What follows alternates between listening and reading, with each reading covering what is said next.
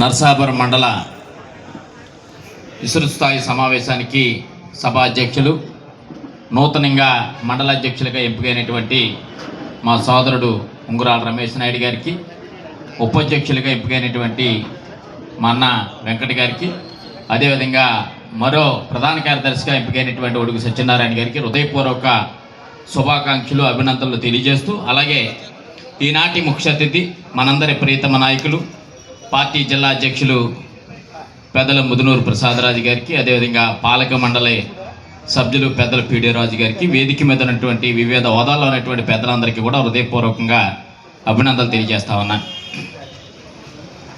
ఇంతకుముందు పెద్దలందరూ కూడా చాలా అంశాల మీద మాట్లాడటం జరిగింది. వైఎస్ఆర్ కాంగ్రెస్ పార్టీ అంటే పదవుల కోసమో లేకపోతే డబ్బుని ఆదా చేసుకోవటం కోసమో వైఎస్ఆర్ కాంగ్రెస్ పార్టీ పుట్టలేదనే విషయాన్ని మనందరూ కూడా గమనించాలి. నేను మొట్టమొదటిగా మా ఊళ్ళందరూ ఫస్ట్ తెలుగుదేశం పార్టీలో ఉండేవారు. నేను సీతారాంపురంలో 2006 తమ్మిశెట్టి కస్తూరి రంగ సర్పంచ్గా పోటీ చేస్తూ ఉంటే అక్కడ పనిచేయడం జరిగింది. దాంతో పాటు అన్న నల్లి జేవీఆర్ గారు తీసుకొచ్చి ఎమ్మెల్యే ప్రసాదరాజు గారిని ఎన్నికల ప్రసారంలో నన్ను పరిచయం చేయటం, ఆ తర్వాత ఆయన ఎమ్మెల్యేగా గెలవటం, ఆ తర్వాత ఆయనతో పాటు మేమందరం కూడా ప్రయాణం చేయటం, ఇచ్చినటువంటి మాటకి కట్టుబడి ఉండి అబద్ధాలు చెప్పకుండా నేను ఏదైతే చెప్తానో దానికి నిరంతరం కట్టుబడి ఉంటానని చెప్పినటువంటి వ్యక్తి ఎమ్మెల్యే ప్రసాదరాజు గారు అనే విషయాన్ని సందర్భంగా తెలియపరుస్తూ, ఆ తర్వాత దివంగత నేత రాజశేఖర రెడ్డి గారు కాలం చేస్తే ఇవాళ ఏదైనా చిన్న పదవి వస్తే ఎవరికైనా పదవి రాజీనామా చేస్తావా లేకపోతే నీకు ఎంత బడ్జెట్ ఇస్తామంటే బడ్జెట్కి వెళ్ళిపోయే పరిస్థితి తప్ప ఇవాళ రాజీనామా చేసే పరిస్థితులు ఎక్కడ లేవు. కానీ ఆ రోజు ప్రతి ఒక్కరూ కూడా జగన్మోహన్ రెడ్డి గారు వెంట ఉంటామని చెప్పినప్పటికీ వైఎస్ఆర్ కాంగ్రెస్ పార్టీ అధినేత ఆనాటి జగన్మోహన్ రెడ్డి గారు కూడా ఉండి సంవత్సరంన్నర ఎమ్మెల్యేగా పనిచేసి పదవిని కూడా లెక్క చేయకుండా రాజీనామా చేసినటువంటి ఏకైక వ్యక్తి ముదునూరు ప్రసాదరాజు గారు అనే విషయాన్ని మీ అందరికీ కూడా తెలియపరుస్తా ఉన్నాను. ఇప్పుడైతే రకరకాల అబండాలు వేయొచ్చు, కానీ ఆ రోజు జగన్మోహన్ రెడ్డి గారు వెనకాల నిలబడాలంటేనే భయపడే పరిస్థితి. ఆ తర్వాత ఆయన పార్టీ పెట్టిన తర్వాత ఆయన ఆ రోజు రాజీనామా చేసి వస్తూ ఉంటే కామన బుజ్జి గారు రైల్వే స్టేషన్లో అద్దం తెగిపోతే చాలా ఇబ్బంది అనేటువంటి పరిస్థితి నాకు చాలా గుర్తు. ఆ రోజు నుంచి ఈ రోజు వరకు కూడా వైఎస్ఆర్ కాంగ్రెస్ పార్టీ అధినేత జగన్మోహన్ రెడ్డి గారు వెంట నడిచాం. ఇవాళ పరిపాలనా విధానం అంటే భారతదేశ వ్యాప్తంగా ఇలా ఉండాలని చూపించినటువంటి ఏకైక వ్యక్తి అన్న జగన్మోహన్ రెడ్డి గారు అనే విషయాన్ని మీ అందరికీ కూడా తెలియపరుస్తా ఉన్నాను.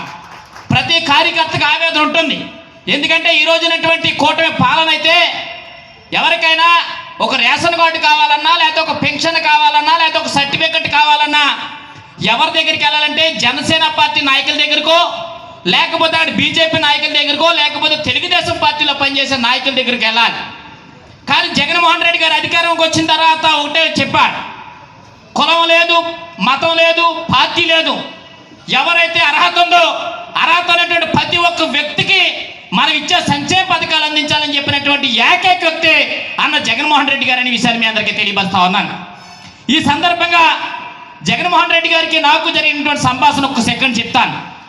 జంగా కృష్ణమూర్తి గారితో పాటు మేము బొత్స గారు, అలాగే మోపిదేవి వెంకటరమణ గారు మేమందరం కూడా రౌండ్ టేబుల్లో సార్ కూర్చున్నప్పుడు జనవరి 2020 జనవరి 11వ తారీఖున మమ్మల్ని రమ్మన్నారు, వెళ్ళాం. అప్పుడు నేను వెళ్ళి అడిగినప్పుడు ఒకే ఒక మాట అడిగాను, అన్న మా సంచార జాతులకు సంబంధించినటువంటి నాయకులు కార్యకర్తలు ఎవరో కూడా రాజకీయ నాయకులకు టచ్లో ఉండరు. దగ్గర 10% మంది జనాభా ఉన్నారు ఆంధ్రప్రదేశ్ రాష్ట్ర వ్యాప్తంగా. వాళ్ళు కనిపించరు, రాజకీయాల్లో తిరగరు, బయటికి రారు, మీటింగ్లు పెట్టరు, మీటింగ్లో కలవరు. కానీ మనం ఇస్తాననేటువంటి సంక్షేమ పథకాలు కానీ, లేదు మనం ఇస్తాననేటువంటి ఇళ్ల స్థలాలు కానీ, లేకపోతే మనం ఇస్తాననేటువంటి రేషన్ కార్డులో లేకపోతే వివిధ సంక్షేమ పథకాలు వారి దాకా చేరవన్నా ఏం చేయాలని చెప్పినప్పుడు ఆయన ఒకే ఒక మాట మాట్లాడారు, అన్న మనం ఇచ్చే ఏ సంక్షేమ పథకానికి కూడా ఏ ఒక్క రాజకీయ నాయకుడు ప్రమేయం లేకుండా ప్రతి ఒక్క సంక్షేమ పథకాన్ని ఆ వ్యక్తికి అందిస్తానని చెప్తే నాకు ఏమి అర్థం అవ్వలేదు. ఇది ఎక్కడ ఆ విధానం? గ్రామంలో ఉన్నటువంటి పార్టీ అధ్యక్షుడికో, గ్రామంలో ఉన్నటువంటి పార్టీ కార్యకర్తకో, నాయకుడికో తెలియకుండా నీకు ఎలా సంక్షేమ పథకం ఇస్తారు అనే ఒక ఆలోచనలో మనం ఉన్నాం. కానీ జగన్మోహన్ రెడ్డి అనే ఒకే వ్యక్తి కాదు, మహాశక్తి, పేదవాడు బాగోవాలని ప్రధాన ఎజెండాతో పనిచేసినటువంటి వ్యక్తి జగన్మోహన్ రెడ్డి గారు అనే విషయాన్ని ఈ సందర్భంగా మనందరం గుర్తు చేసుకోవాలి. ప్రతి ఒక్కరు కూడా కష్టపడి పనిచేస్తాం.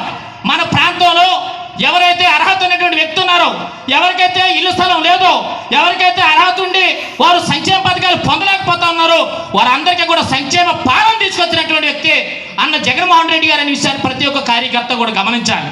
ఇవాళ మనం నరసాపురం నియోజకవర్గాలు ఒకసారి ఆలోచించండి.